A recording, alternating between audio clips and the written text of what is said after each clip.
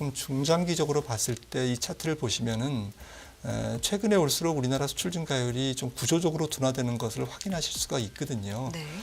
1990년대, 2000년대에 비해서 2011년 이후에 팬데믹 직전까지는 우리나라 수출 증가율이 연평균 한 2.5% 굉장히 저조하게 낮아지고 있고, 그러다 보니까 연평균 경제 성장률을 수출 증가율이 견인하는 맛이 없어진 거죠. 네. 아직도 견인을 합니다. 이끌고 있습니다만은 과거에 강력하게 이끌던 시대는 조금 저물어 갔다. 긴 추세에서 보시면은 우리나라 수출 증가율은 안 좋은 국면이다. 뭐 속된 말로 맛이 가고 있다. 네. 박사님께서 좀 그런 격한 표현 잘 안 쓰시는 네. 편인데 깜짝 놀랐습니다. 금요일입니다. 마무리하면서 한 주간의 흐름 쭉 보시면서 어떤 점을 포인트로 보셨는지 경제 얘기 또 정리를 해보도록 하겠습니다. 시장의 허와시를 가려보는 시간입니다. 김한진 박사님과 함께 해볼 텐데요. 닥터킴의 허허실실 시작해 보겠습니다. 김한진 박사님 바로 모셔보죠. 안녕하십니까? 네, 안녕하세요. 네, 박사님 한 주 잘 지내셨어요? 네. 원래 보통 미국 얘기를, 그렇죠, 글로벌 얘기를 많이 분석을 해주시는데 네. 오늘 저희 한국 얘기를 좀 많이 네. 해야 될 것 같습니다. 그렇죠. 우리가 얘기를 많이 한다는 건 그만큼 뭔가 이슈가 네. 그렇죠, 생겼다는 건데 참 안 좋네요. 우리 증시. 네, 그 연초에 지금 우리 증시가 조금 유독 약해서 그렇죠. 네, 좀 한국 경제에 어떤 뭐 큰 문제가 있나? 약간 확대 해석하는 그런 측면도 있는데요. 네.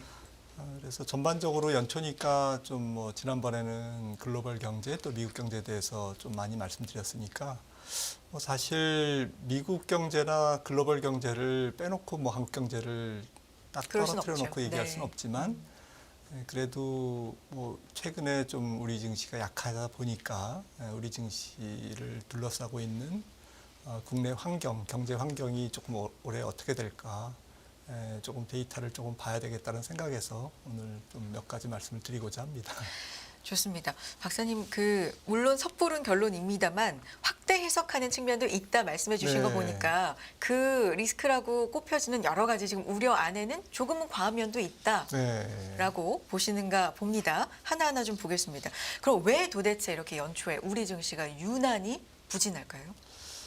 뭐 사실 원인이기도 하고 결과이기도 하지만 네. 원 달러가 지금 약하죠. 지금 뭐 한 4% 중반까지 중반 정도 떨어졌습니다.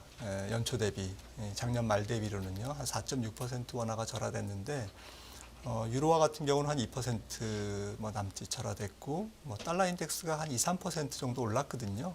글로벌 달러 인덱스가 올랐습니다. 그래서 뭐 전체적으로 반대쪽에 있는 통화가 약한 것은 맞지만 특히 엔화와 우리나라 원화가 조금 하락폭이 4%대로 조금 많은 편인데 큰 편인데 뭐 이유는 뭐 아무래도 저는 이제 중국이 원인을 제공하고 있는 거 아닌가 많은 부분에서 이렇게 생각을 합니다.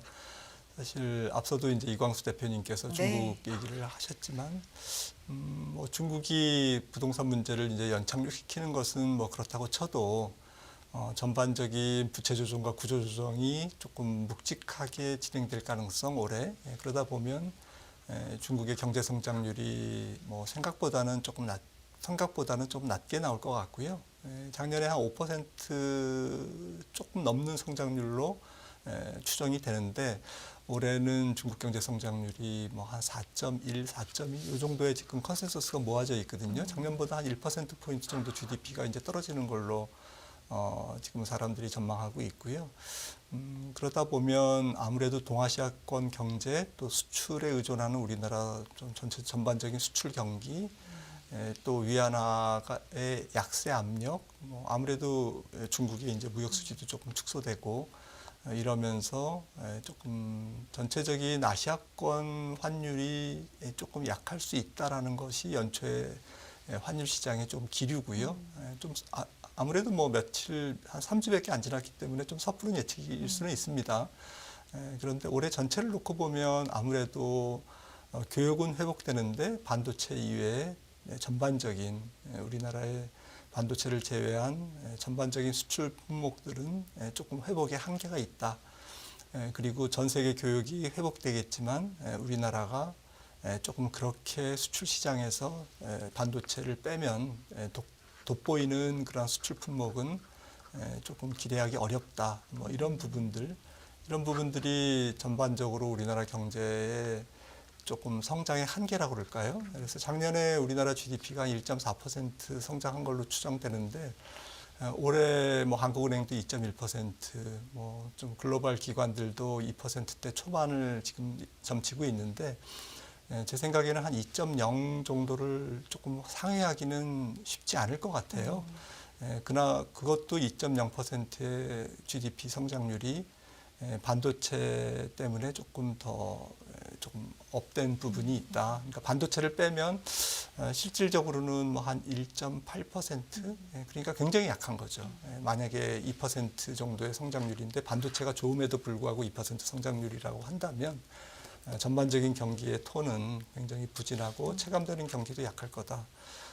그리고 뭐 앞서도 이강수 대표님 말씀하셨지만 이제 부동산 부분에서 올해 조금 한국 경제를 발목을 잡기 때문에 내수 소비가 전반적으로 부진할 것 같습니다. 네. 그래서 정리해서 말씀드리면 세계 교역은 조금 회복되지만 반도체 이외의 전반적인 우리나라 수출 품목이 조금 그렇게 회복력이 센 건 아닐 거다. 그리고 구조적으로 조금 고용 부진 또 건설 경기의 부진 그리고 상반기에 예산을 뭐 한 65% 하반기에 쓸 거를 조금 상반기에 앞당겨서 정부가 집행한다고는 하지만 그러면 또 이제 하반기에 가서는 조금 여러 가지 좀 거시 상황이 그렇게 녹록치 않겠구나. 이런 것들이 전반적으로 한국 경제에 대한 조금 어두운 그러한 민낯이 아닌가 이렇게 생각을 합니다. 여기에다가 뭐 최근에 조금 더 고조된 지정학적 리스크라든지 네. 미국에서 금리 인하 시점이 약간 딜레이되는 네. 그런 네. 예측들이 나오면서 안전자산 선호 이쪽으로 좀 선회가 되는 흐름도 영향이 있을까요? 아, 그렇죠. 네. 좀 글로벌 자금이 조금 활발하게 왔다 갔다 하면서 우리나라 주식도 사고 또 우리나라뿐만 아니라 미국 이외의 지역, 특히 신흥국 시장으로 조금 많이 넘나들어야 되는데 작년 연말의 기대와는 달리 올해 이제 뚜껑을 열어보니까 새해가 시작하니까 달러 가치는 조금 살짝 이제 올라가고 그리고 금리는 사실 뭐 떨어지다가 다시 또 반등해서 미국제 10년물이 이제 4.1% 정도에서 이제 잘 안 밀리잖아요. 네. 그러면서 지적해 주셨듯이 뭐 연준의 금리 인하도 지금 3월에서 뭐 6월 내지는 뭐 3분기 어제 애틀란타 연은 총재도 투표권이 있는 분인데 조금 항상 좋은 말씀만 하다가 이제 상당히 보수적으로 매파적으로 이렇게 얘기를 했는데 아무래도 이제 시장의 기대가 굉장히 높은 반면에 연준 인사들은 잇따라서 계속 연달아서 조금 신중론을 펼치니까 아마 시장과 조금 연준의 생각이 상당히 격차가 있는 거 아닌가 이런 게 이제 지금 연초의 시장 분위기고 그러다 보니까 시장 금리 조금 더디게 떨어지거나 아니면 다시 또 반등하고 그래서 이제 달러도 조금 뭐 올해 경제가 그렇게 아주 뭐 활발하게 호황 경기는 아니다라는 그런 컨센서스가 조금 더 확산되니까 사실 뭐 미국 경제는 좋지만 다른 나라 경제는 그렇게 뭐 작년이나 올해나 뭐 그렇게 큰 차이는 없거든요. 그냥 소소한 상태에서 부진을 이어가는 이제 그런 분위기이기 때문에 미국 경제가 상대적으로 다른 나라 경제에 비해서 우위이기 때문에 달러는 강세 그리고 그러다 보니까 연준의 금리 인하는 조금 늦어질 가능성 그리고 글로벌 채권 시장은 동조화되는 성향이 굉장히 짙기 때문에 다른 나라 금리나 다른 나라 통화 정책은 미국에 쫓아가면서 조금 금리를 내려야 되는데 각국의 로컬 경제를 봐서는 유럽도 그렇고 우리나라도 그렇습니다. 그런데 미국이 만약에 안 내리면 뭐 다른 나라가 앞서 내릴 수는 없잖아요. 이런 부분들 그러니까 약간 미스매칭이죠. 이런 부분들이 조금 복잡하게 얽히고 설키고 조금 불확실성이 높아지면서 글로벌 자금들은 연초에 잘 모르겠다. 조금 뭐 일단 지켜보자. 뭐 이런 분위기죠. 네. 그러다 보니까 외국인들도 뭐 좀 많이 안 들어오고 서두에 이제 원달러 하락이 원인이냐 결과냐 이런 말씀을 좀 드렸는데 뭐 결과이기도 하죠. 외국인들이 또 팔고 나가니까 원달러가 조금 약한 거고요. 원달러가 올라가는 거고. 그리고 앞으로 올해 전체적으로 원달러가 조금 내려갈 가능성, 강세 가능성이 조금 낮다 보니까 네. 외국인들이 뭐 환율 플레이는 뭐 제한적으로 하는 친구들도 많습니다만은 아무래도 워낙 강세를 보고 베팅하는 그러한 자금보다는 원달러가 올해도 만만치 않겠는데 이렇게 생각하는 외국인 투자자들이 조금 많아지는 거죠. 그러다 보니까 이런 것들이 종합돼서 전체적으로 연초에 우리나라 증시의 수급이 네. 조금 안 좋아지는 모습, 그러면서 유독 한국 증시가 좀 약한 그런 결과를 보인 것 같습니다. 왜 연초에 우리 증시가 특히나 부진한지 큰 줄기에 대해서는 지금 요약해서 말씀을 해주신 것 같고요. 자료를 하나하나 좀 보고 싶은데요. 환율 말씀해 주셨으니까 네. 지금 환율이 뭐 어제 같은 경우는 외환당국 개입 경계가 뭐 이런 게 좀 나오기도 했습니다만 어느 정도 수준에 있다고 보시는 겁니까? 네, 뭐 앞으로의 동향이 중요할 텐데 네. 지금 뭐 환율 차트를 보시면은 사실 이게 주봉 주간 단위고요. 지금 지난 한 5년간의 추세인데 과거에는 사실 한 1,200원대에서 조금 머물던 원달러 환율이 팬데믹 이후에는 지금 한 1,300원대에서 머물고 있습니다. 보시는 것처럼. 그래서 왜 1,200원대에 머물던 환율이 뭐 한 100원 정도 높게 형성되느냐 이런 부분들인데요. 이거는 뭐 복합적 요인이겠죠. 사실 뭐 우리나라 한미 금리 차도 지금 200bp 정도 벌어져 있는 상태고 이것도 뭐 알게 모르게 환율에 영향을 주고 있을 거고요. 전반적으로 세계 경제가 아직은 좀 불확실성이 높기 때문에 앞서도 말씀 나눴듯이 조금 다른 나라 통화 가치가 조금 강세를 보이는데 한계가 있고 아직까지도 안전 통화인 달러를 선호하는 성향이 연초까지는 지금 이어지고 있다. 이런 부분들이 특히 중국 경기의 부진과 맞물려서 이 동아시아권의 경제의 환율이 국가들의 환율이 조금 약한 그런 흐름에서 우리나라 환율도 한 1,300원대에 머물고 있는데요. 지금 1분기 정도에 계속 이런 분위기를 보일 것 같습니다. 그래서 1,300원이 쉽게 하향 돌파하는 그런 원화 강세에는 조금 더 지연되는 그런 분위기가 이어질 것 같고요. 1,300원에서 1,350원, 약간 올라간다면 한 1,370원 이 정도까지도 열어놔야 되지 않나 1분기 중에 이렇게 보입니다. 이 환율이 원인이냐 결과냐는 뭐 여러 가지 분석이 있을 수 있겠습니다만 어쨌든 앞서 말씀해 주신 것처럼 원도 약세고 엔도 약세인데 이 주식에 반영되는 어떤 결과적인 측면은 상당히 다르잖아요. 네. 무슨 차이가 있는 거예요? 일본 경제는 사실 뭐 길게 봤을 때 2010년에서 2020년 아주 장기 평균보다는 굉장히 높은 네. 성장률을 작년에도 보였고 올해도 마찬가지로 조금 경제 성장률이 일본 걔네들의 장기 평균 성장률보다 높은 성장률이 작년에 이어서 올해까지 2년 연속 찍힐 가능성이 높습니다. 그러니까 경제가 좋은 거죠, 지금. 경제가 좋은 이유를 뜨다 보니까 뭐 이제 고용 시장이 수요와 공급의 구조적인 요인 때문에 기업들이 조금 더 많이 노동 공급보다는 구인이 많은 그러한 고용 구조에 인구가 감소하다 보니까 이제 사이클이 돌아가서 고용 시장이 굉장히 좀 타이트해지는 그런 부분도 있었고 잘 아시는 뭐 미중 무역 분쟁 또 여러 가지 탈분업화 또 반도체 전쟁 뭐 이런 부분에서 조금 일본 경제가 수혜를 받고 있습니다. 어부지리를 얻고 있는 거죠. 그래서 일본의 이제 고정 투자나 설비 투자 이런 부분들이 조금 활력을 보이고 있고 그렇게 일본 경제를 짓누르던 뭐 조금 디플레이션, 저물가 이러한 그 유령이 조금 사라지고 있다.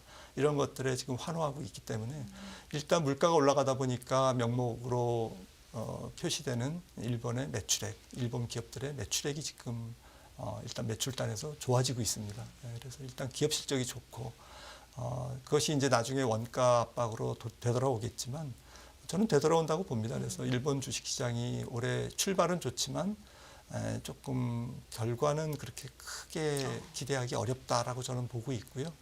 그렇다고 뭐 일본 증시가 다른 나라 증시에 비해서 압도적으로 약하다 이렇게 볼 수는 없겠지만 너무 기대치에 비해서는 지금 주가가 좀 높은 상태다 저는 그렇게 보고 있고요.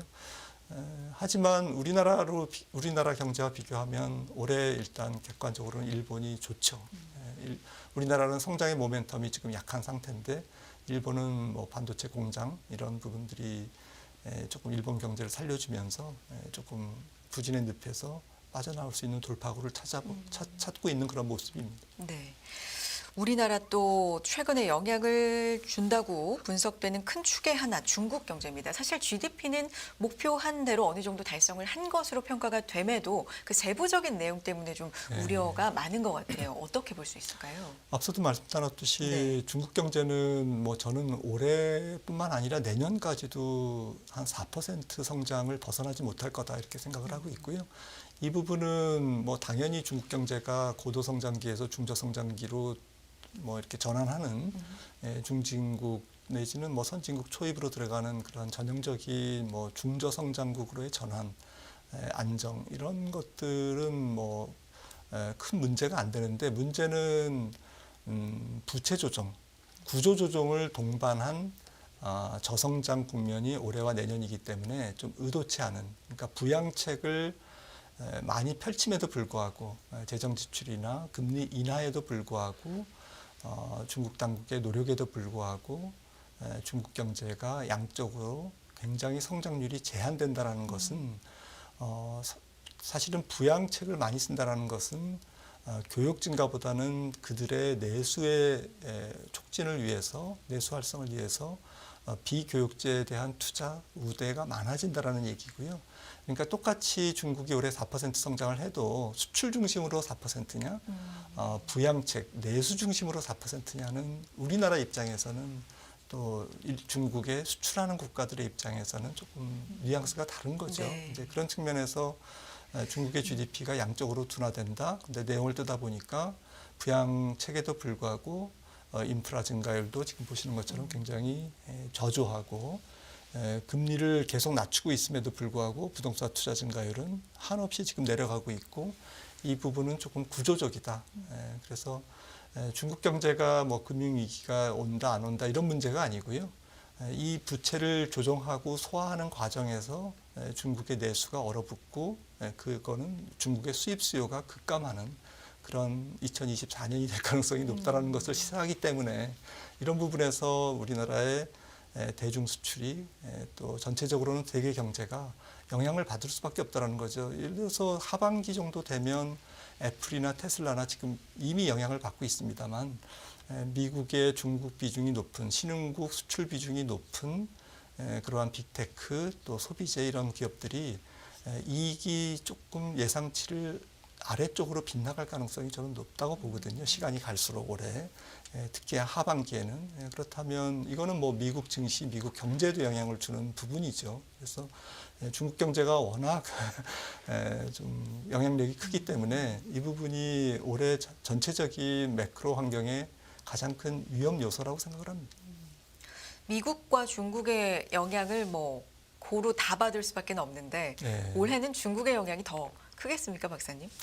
네, 사실은 뭐 지금 미국은 자체적으로는 아직까지도 초과 저축도 남아 있고 또 돈도 많이 풀려 있기 때문에 재정 지출도 조금 아직까지도 경기의 레벨에 비해서는 올해 좀 재정 지출이 활발하게 네. 지금 살포되고 있고 그런 측면에서 미국 경제는 예상한 대로 갈 것 같아요.